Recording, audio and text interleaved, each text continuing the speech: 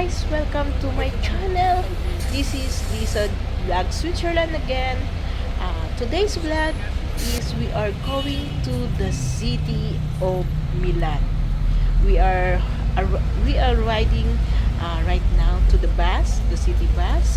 So I want to explore and I want to see how beauty the city of Milan.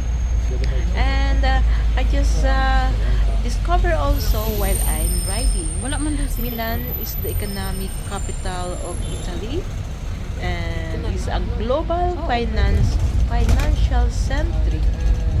At least. Milan is together with Pero panigurado po like maganda sa London, bilihan ng Hamburg, Frankfurt, Munich, and Paris, one of the six.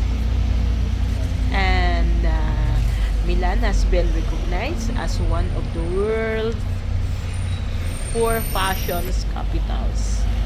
Many of the most famous luxury fashion brands in the world have their headquarters in the city, including, this one I cannot afford. The Armani, especially the perfume, the Prada, Versace, Moschino, Valentino, and Segna. I don't know if I'm correct what I'm saying. And Milan is known to be one of the more expensive places to visit in Italy.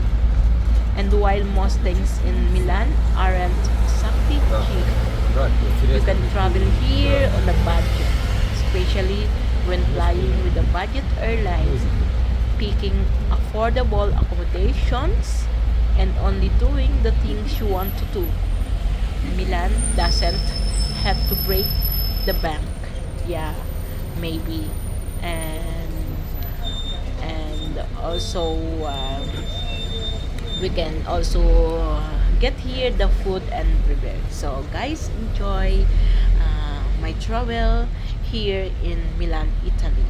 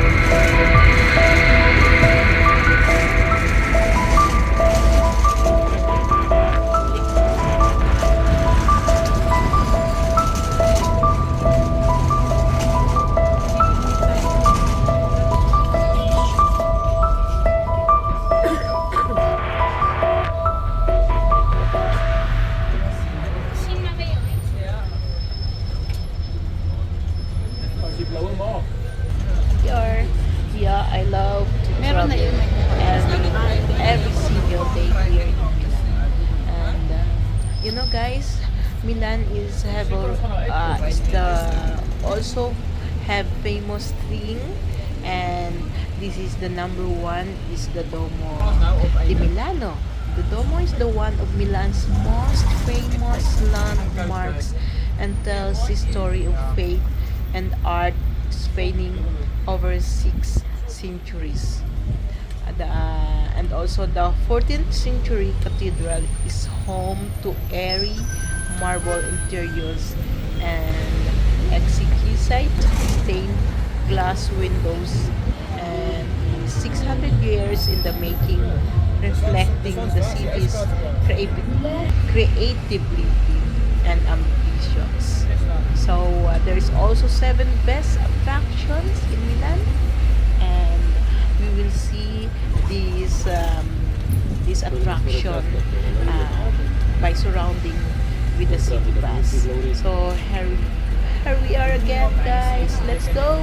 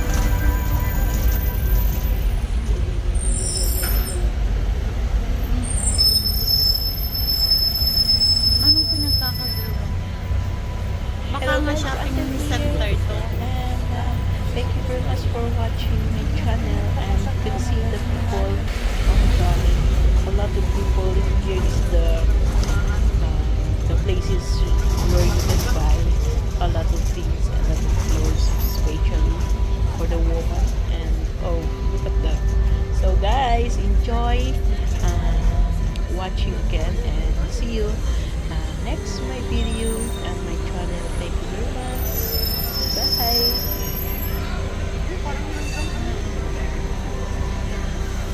Busy nga.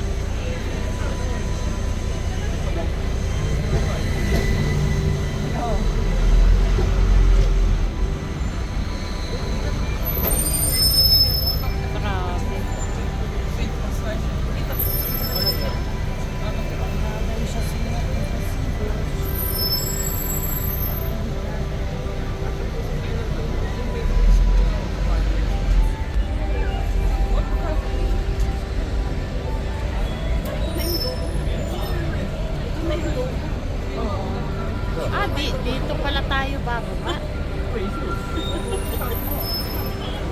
Sandali, hindi ko yan.